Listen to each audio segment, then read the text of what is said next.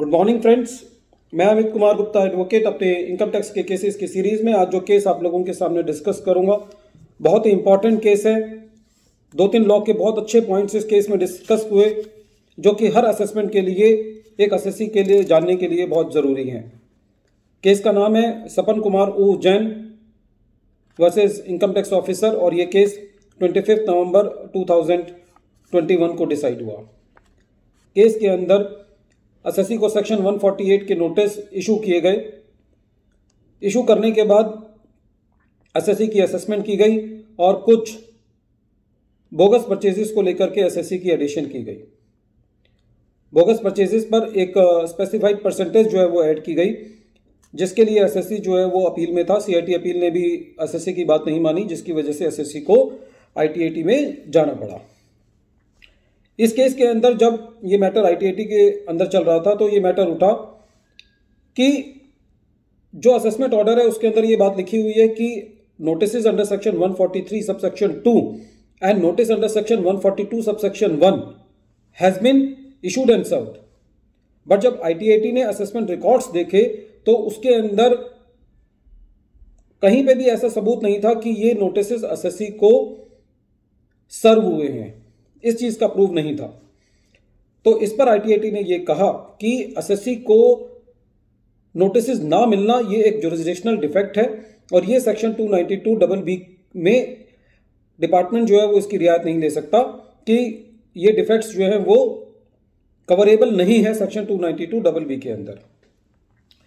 Friends, इस case के अंदर ये आईटीएटी ने कहा कि जो असेसमेंट ऑर्डर है उसके अंदर खाली ये लिखा हुआ है कि नोटिस इशू किए गए और सर्व किए गए, लेकिन ये बात नहीं लिखी हुई कि ये नोटिस कब इशू किए गए और कब असेसी को सर्व हुए।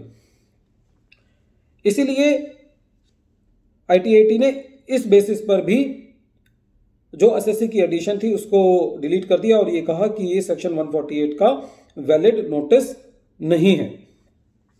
सेकंड इशू ये था कि असेसिंग ऑफिसर ने during the assessment proceedings supplier को सेक्शन 133(6) का नोटिस दिया था, जो कि सप्लायर को नहीं मिला था और चाहे वो उसको मिला हो तब भी उसने उसका रिस्पॉन्स नहीं किया था। लेकिन असेसी का ये कहना था कि साहब मैंने सप्लायर की कंफर्मेशन दे दी है, मैंने सप्लायर के सारे केवाईसी दे दिए हैं, पैन कार्ड दे दिए, आधार कार्ड दे दिए, तो मेरी जिम्मेवारी पूरी हो जाती है। यदि आपको उसने 133 सबसेक्शन 6 का रिप्लाई नहीं दिया तो आप उसको समन करके सेक्शन 131 के अंदर बुला सकते थे। तो इस पर आईटीएटी ने यह कहा कि ये बिल्कुल असेसी का वैलिड ग्राउंड है। डिपार्टमेंट के पास सेक्शन 131 के अंदर ये पावर है कि वो समन करके किसी भी आदमी को बुला सकता है और उसकी स्टेटमेंट रिकॉर्ड कर सकता है। तो डिपार्टमेंट ने, असेसिंग ऑफिसर ने अपनी काम पूरा नहीं किया और खाली इस वजह से कि सेक्शन 133 सबसेक्शन 6 का कंप्लायंस नहीं किया किसी सप्लायर ने, उसकी वजह से असेसी का एडिशन जो है वो नहीं किया जा सकता। इसके अंदर एओ साहब ने 2 सालों के अंदर कुछ जितनी भी परचेजेस थी उनके ऊपर कुछ परसेंटेज लगा करके एडिशन कर दिया था। सीआईटी अपील ने उस परसेंटेज को थोड़ा सा कम कर दिया था, लेकिन आईटीएटी ने उस पूरी ही जो कुछ परसेंटेज भी ऐड किया था एओ साहब ने उसको भी डिलीट कर दिया, ये कहते हुए कि इसके अंदर जो असेसी है उसने अपनी पूरी जिम्मेवारी का निर्वाह किया है, उसने अपने पार्ट का पूरा होमवर्क किया है। तो क्योंकि आपने आगे पूरी खुदाई नहीं की, पूरे उस मैटर में आपने उसको कंक्लूजन तक नहीं लेके गए, तो उसकी वजह से असेसी को पेनलाइज नहीं किया जाना चाहिए और असेसी का असेसमेंट जो है ऐसे केस में वैलिड नहीं है। फ्रेंड्स, इस केस के अंदर जो एक सबसे इंपॉर्टेंट बात है वो ये है कि असेसी ने असेसमेंट प्रोसीडिंग्स के अंदर पार्टिसिपेट किया और फिर भी असेसी की ये बात मानी गई आईटीएटी के अंदर कि असेसी को ये नोटिस सर्व नहीं हुए। कहने का मतलब ये है कि हो सकता है कि असेसी को किसी तरीके से डिपार्टमेंट ने फोन करके बुलाया हो या असेसी को ये पता चल गया हो कि उसकी जो है असेसमेंट चल रही है, फिर भी इस असेसी के पॉइंट को वैलिड माना गया कि असेसी को सेक्शन 143 सबसेक्शन 2 और सेक्शन 142 सबसेक्शन 1 का नोटिस जो है वो सर्व नहीं किया गया और इस बेसिस पर भी आईटीएटी ने असेसमेंट को क्वैश कर दिया।